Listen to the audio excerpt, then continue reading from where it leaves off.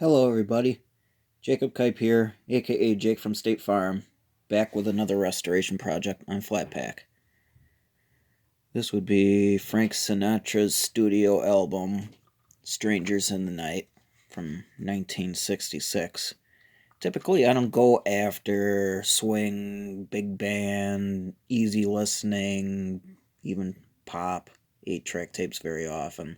This one, however, I was around my grandma quite a bit, and this was one of her favorite albums. And I remember when I first picked up my hobbies and got myself a turntable, this was one of the first albums that I played on it. I remember enjoying it very, very much. And it's been about 20 years since I've heard the album, so this one should indefinitely be a fun project. Alright, hopefully it won't be as bad as the newer ones I've been working on lately. Those have been pretty nasty, if you ask me. But in order to get access to the holes, we gotta lift the label up. Hopefully my blade of choice will be a better one. I already got one up. Glue's pretty old on this one, so it's probably gonna come off pretty easily.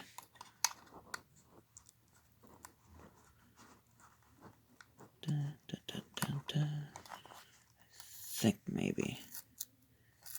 Nope. Have to go on the other side.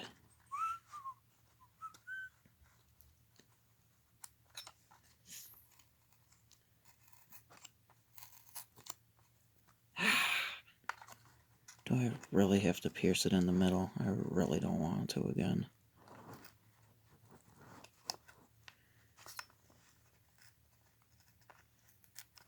Alright, let me see what I can do here. I'm just going to pause and see if I can get the label up any higher.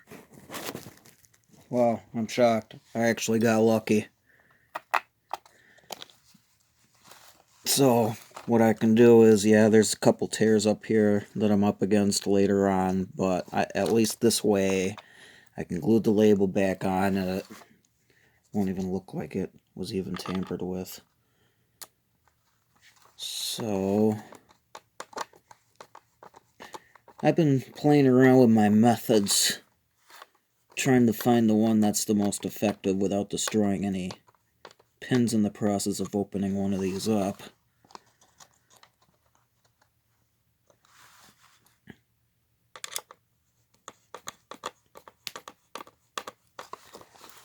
So what I'm going to do is one at a time. There we go, it's starting to lift up. That's as far as I want to go.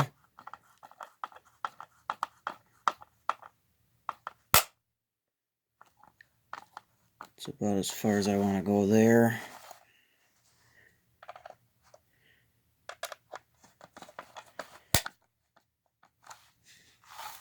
Now, just taking turns lifting them up. That side's already popped. Let's take a look and see what we got over here.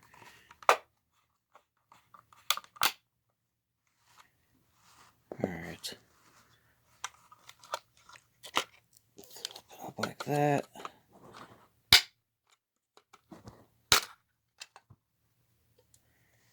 There we go. As you can tell, 1, 2, 3.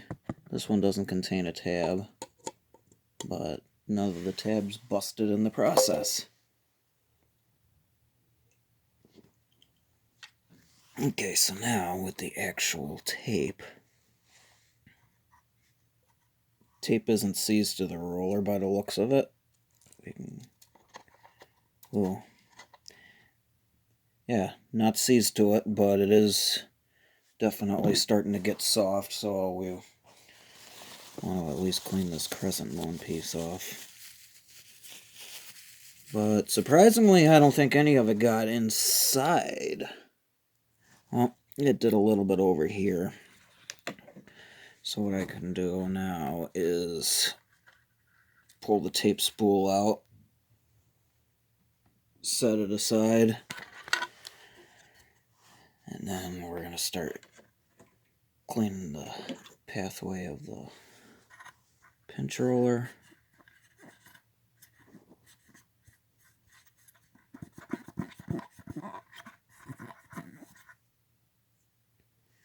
Yeah, this one's not going to be a bad one at all.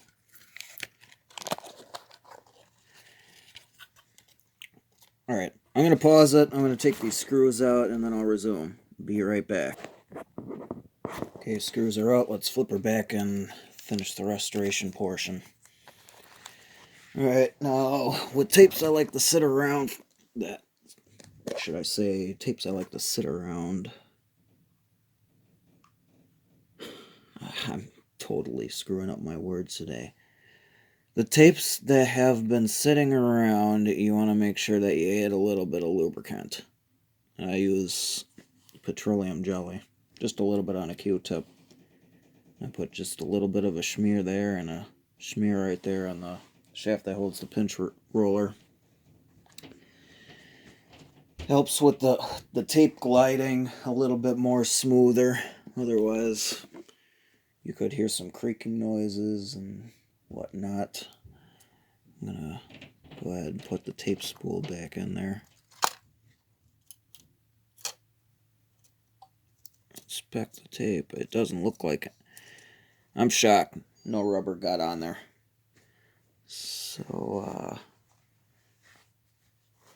go ahead and put this guy in there. That's perfect. Nice and smooth. Infamous crescent moon piece can go back in there.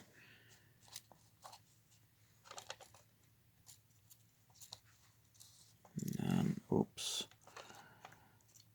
I get it over that flap there.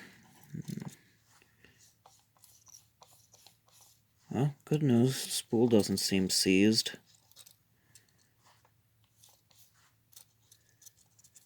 The other part of the battle is determining where the...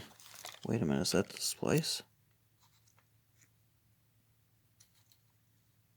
No, I was seeing things. It might have been where the tape was sitting. But that'll be the next thing that I'm going to be on the hunt for, is finding the splice. And in order to determine where it's at and what condition it is, you got to put this bad boy back together and throw it in the player. So everything's been lubed up properly. Plenty of tension on the tape spool.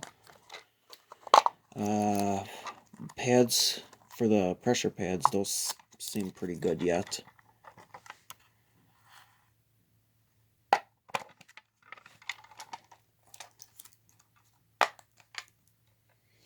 Now, before you glue the label back on, you want to make sure that tape's going to play alright. So that's what I'll be doing next, loading up my player and throwing her in, seeing how it sounds. Be right back.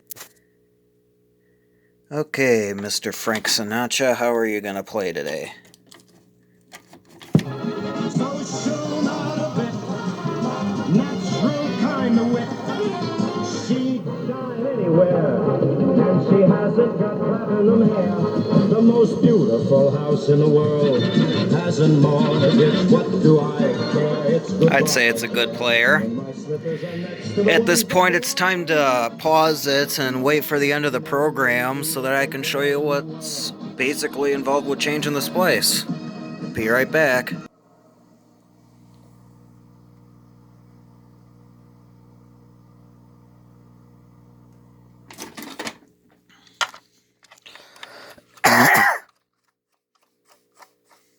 Oops. Ah, there it is. Oh, found it. I double checked it with my blade over there, and it's not really peeling off. I might give it a couple plays and get it converted real quick, and then probably change it afterwards, but I think that's still a pretty good splice. Yep, and definitely one of my easier projects. But I hope you guys enjoyed it. Have a good one.